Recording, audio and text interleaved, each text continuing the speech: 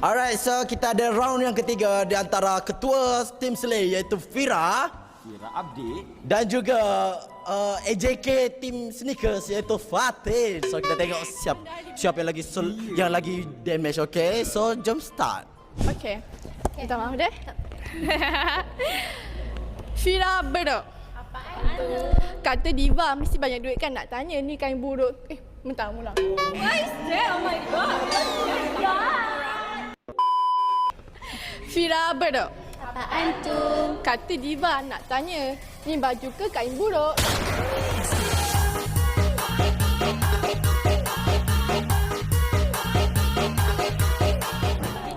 Rezeki orang. Oh my god. Babe, jangan terasa. I tak cakap you. Kenapa, babe? I'm okay, je. Yes. Okay.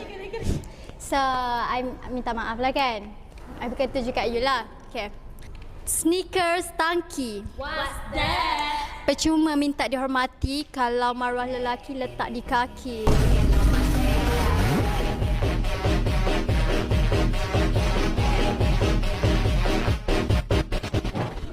3, 2, 1. Gitu. Itu. Aduh. Batuk buruk kaki. Ui, ni satu kain buruk, satu letak maruah kat kaki. You selama ni kat kaki ke? I pun tak sedar I kat kaki selama ni. Kena sedar tau you kat kaki. Tapi orang nampak ke benda tu nya? Tak nampak pun. Oh, nginyah kau. Ya, kau panggil aku.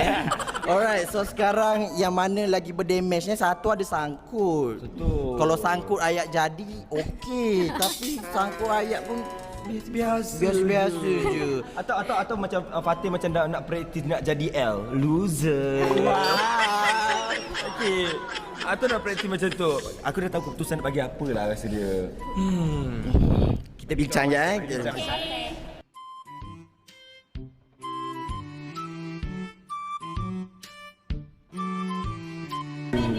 Okay, guys, listen.